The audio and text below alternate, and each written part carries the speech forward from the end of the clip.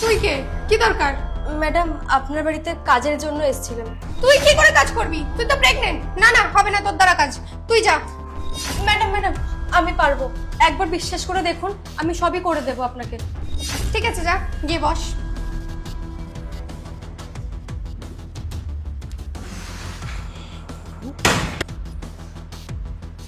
আরে সোফায় কেন বসছিস? মাটিতে বস। সোফায় বসছিস? তুই কি আমার গেস্ট নাকি? দেখ শোন, কাজে কিন্তু আমি তোকে রাখছি, সেম স্যালারি দেবো, কিন্তু কাজ সব করতে হবে। কোনো বাহানা মারলে চলবে না যে আমি প্রেগনেন্ট, কাজতে পারবো না, এই করতে পারবো না, ওই করতে পারবো না, এগুলো করলে কিন্তু চলবে না। না না ম্যাডাম, আপনি শুধু কাজটা বলুন কি করতে হবে, আমি সব করে দেবো। ঠিক আছে, যা বাথরুমে কটা জামা কাপড় আছে ওগুলো প্রথমে কাচ, তারপরে ভেবে দেখছি।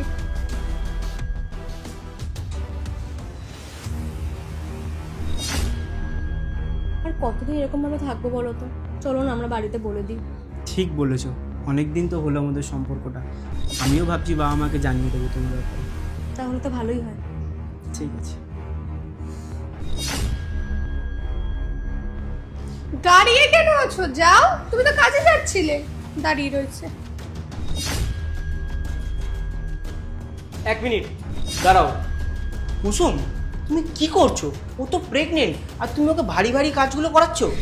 ভারী ভারী কাজ মানে? ও কাজের লোক, ও জেনে বুঝেই কাজ করতে এসেছে। ওকে কি আমি বসে বসে টাকা দেবো নাকি? কাজের আগেই আমি ওকে ক্লিয়ার করে নিয়েছিলাম তুই কি কাজ করতে পারবি কি পারবি না।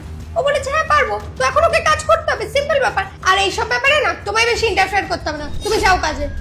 এক মিনিট, তুমি ওই জিনিসগুলো রাখো আর এখানে আসো। ও প্রেগনেন্ট, ওর যদি কিছু হয়ে যায় তার দায়িত্ব কি তুমি নেবে? তুমি একবার ভেবে দেখলে না? তোমার এত গায়ে লাগছে কেন বলো তো? আমি তো এটাই বুঝতে পারছি না। ও কাজের লোক, কাজ করছে। কুসুম, তুমি কি চোখে দেখতে পাচ্ছ না ও প্রেগনেন্ট? আর তুমি প্রেগনেন্ট মহিলাকে দিয়ে এত ভারী ভারী কাজ করাচ্ছ? তোমার কি চক্ষু লজ্জা নেই? এই এই তুমি চুপ করো আর কাজে যাও। না, আমি কাজে যাব না। আর তুমিও এই কাজ করবে না। এখানে এসে বসো। আরে ও কাজের লোক, ও তো কাজ করবে। আরে সত্যি কথা বলো তো, তোমার তো দয়া লাগছে কেন ওর উপরে? কিছু আছে নাকি তোমার সাথে ওর? কুসুম, হ্যাঁ, ওর পেটে যে বাচ্চাটা আছে সেটা আমারই। আরে তুমি এত তাড়াতাড়ি আমাকে ফোন করে ডাকলে কেন? শোনো, খুব ইম্পর্টেন্ট কথা আছে। আমাদের রিলেশনটা আমাদের বাড়িতে জেনে গেছে, মানছে না। আমাদের এখন কিছু করার নেই, চলো আমরা পালিয়ে যাই। আরে দাঁড়াও, পালিয়ে যাই মানে? এরকম হঠাৎ বললেই কি পালিয়ে যাওয়া যায় নাকি? কিন্তু এরকম ভাবে কি করে হবে? আমি এখন ঘরেও যেতে পারবো না, প্লিজ তুমি কিছু একটা করো। দাঁড়াও, আমি ঘরে গিয়ে বাবা মার সাথে কথা বলছি। তুমি ততক্ষণ তোমার বন্ধুর বাড়িতে গিয়ে থাকো, কোথাও কিন্তু যাবে না। আমি ওখানেই তোমার সাথে দেখা করব। আমি সেই দিন গেছিলাম বাবা মাকে বলতে, কিন্তু বাবা মা কোনো মতেই মেনে নেয়নি। আসলে কি বলো তো, কাস্ট প্রবলেম। আর তারপরেই তোমার সাথে আমার বিয়ে ঠিক হয়। কিন্তু আমি তো জানতামই না যে ও প্রেগনেন্ট। যদি জানতাম ও প্রেগনেন্ট, কখনোই আমি ওকে ছেড়ে যেতাম না। এটা কোন ধরনের কথা? তোমার মাথা ফাতা খারাপ হয়ে গেছে নাকি? কাস্ট প্রবলেম বলে তুমি ওর হাতটা ছেড়ে দিলে? আরে এখানে তো তিনটে জীবন নষ্ট হলো, তোমার, আমার এবং ওর। এখন তো একটা বাচ্চাও আছে।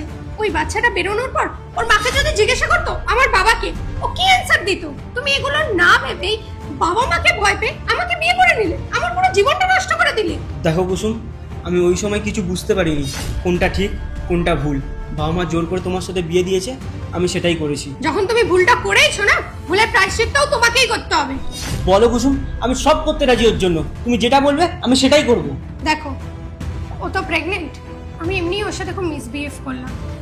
দেখো, আমি চাই ও আমাদের বাড়িতেই থাকুক, এখানে থেকেই ওর বাচ্চার জন্ম দিক। ও আমার বোনের মতন করে এই বাড়িতে থাকবে। ওকে আর এইভাবে রাস্তাঘাটে কাজ করতে হবে না। তুমি ওর বাচ্চার সমস্ত দায়িত্ব নেবে। ঠিক আছে, তুমি দাঁড়িয়ে আছো কেন? ওটা ওর হাত থেকে নামাও। দাও, তুমি যাও গিয়ে বসো আর ওকে কিছু খাবার দাবার দাও।